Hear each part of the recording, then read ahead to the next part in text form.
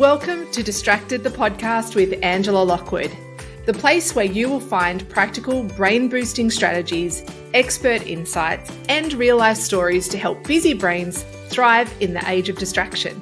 Let's go. Welcome to Distracted, the podcast.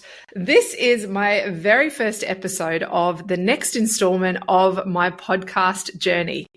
For those of you that have been following along for some time now, you would have been listening to a Kids Life podcast. Now, a Kids Life podcast drew on all of my experience and skills of working with experts in the field of children's wellbeing, where we explored topics around things like inclusion in schools, helping kids with their own focus, helping kids who are busy themselves, little busy bodies, helping them to self-regulate, or it was strategies around how you can help your children manage the world of devices and technology. There was a whole range of really fantastic interviews and stories and content, all helping us adults better understand the lives of kids.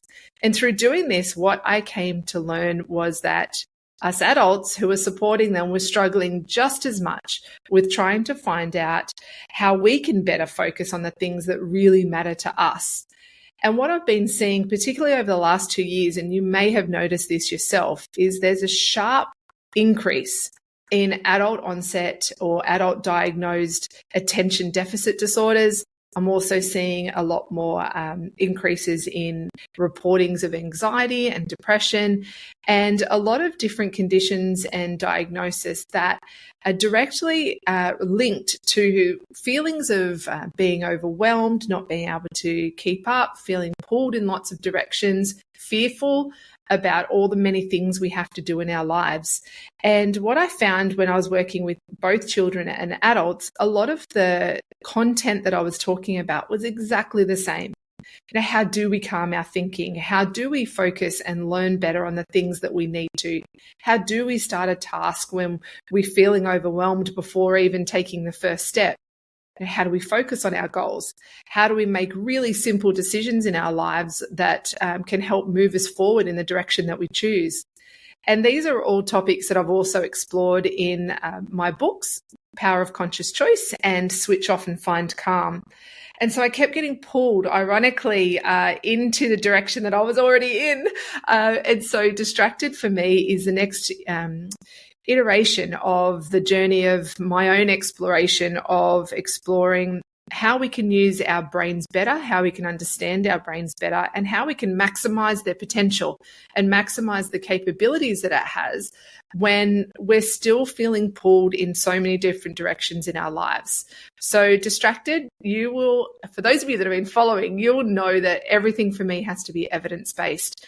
I draw on experts in the field of different areas so that my listeners can get maximum value out of what we talk about.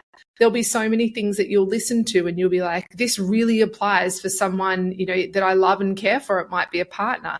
Or there might be an episode where you're thinking, well, actually, this is really important for me. I need to almost listen to this again and write notes. Or you might even be here because you have a child that is struggling with concentrating at school or learning in the way that you know that their busy brain can or needs to be in, and hopefully you'll find that here on Distracted. But one thing you will definitely find on here is honest, raw conversations with people. I'll ask the hard questions. I'll ask the questions that I know that I get asked all the time as well. And sometimes I can answer them with confidence, but other times I can't. So I go to the experts that can. And so I hope you're going to love Distracted. And it's interesting, Distracted's been coming for a little while because I too have been wanting to make sure that what we're going to be talking about and exploring in this, age of distraction, it's moving so fast all the time. And what I wanted to do is make sure that what we're covering here is a direct response to what people are asking, what people are searching for, and that the strategies that we talk about people can apply immediately into their own lives in a really simple way without adding to the overwhelm. And if you've been listening to my podcast, reading my books, or online in all the many places that I turn up on Instagram and Facebook and LinkedIn, you will know that I have my own story with distraction, and it started when I was actually younger than what you maybe think, because a lot of people are familiar with my story of sustaining a head injury when I was 17. I was hit in the temple with a hockey ball, and as a result, I was told that the likelihood of me being able to speak again was very low. And if you listen to the podcasts previously, you'll know that speaking is not an issue for me at all. But what is an issue is that my brain gets extremely tired. I get headaches still. If I'm going to get a headache, it's going to be where I got hit. That my brain fatigues in a way that really just stops me in my tracks, and I have to implement things in my own life that really it's about practicing what I preach and making sure that the strategies I'm sharing with you are ones that I have used or that I know other people have used with success. But before my injury at 17, I was a very busy-brained child. I was into everything. I was I did a school magazine, wrote a school magazine, published it, sold it in year 6, and I was in hockey teams. In fact, one year I was in 9 different hockey teams. 9 different hockey teams in 1 year. I ran for things at school, and I was going in every competition. I was Lions Youth of the Year. I was Miss Showgirl. Yes, that's a whole other story. But I was always wanting to make the most out of life. And it was interesting looking back as an adult. I think, was I distracted, or was I wanting to get the most out of my childhood? Was I wanting to have a go at things? Was I interested in things? Was I curious?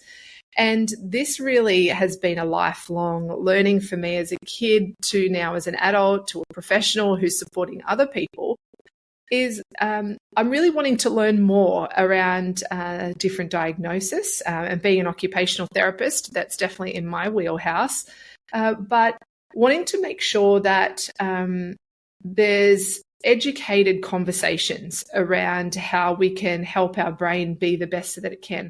How can we support people who find concentrating, paying attention, using their body in a way that is societally, is that a word appropriate? But making sure that people can be who they are and they can thrive in all the wonderful, beautiful ways that they are and they can be. So for me, even as a child, having struggled a little bit with my own speed of thinking and wanting to do everything right here, right now. I can remember my dad, even in my wedding speech, he stood up and he said, "If you can't keep up with Ange, good luck, because you'll get left behind." And I remember the room was slightly uncomfortable. Everyone sort of did that nervous giggle where they're like, is that a good thing or not? But for people that know me, they knew that it's always been go, go, go. And the difference with go, go, go 100% of the time is that it doesn't allow your body and your brain time to rest and rejuvenate. And I had to learn that many times throughout my adult life, particularly around the time of my head injury, that I really had to understand what it meant to rest, what it meant not to push through, places where your brain really struggled, because then what would happen is I would be in bed for a couple of days afterwards, or as I was going through university, I had to adapt to different ways of learning that allowed me to not just be taking it in through listening, but I also had to write, I also had to move, I had to be multisensory in my learning, and that got me through university to be able to become an occupational therapist.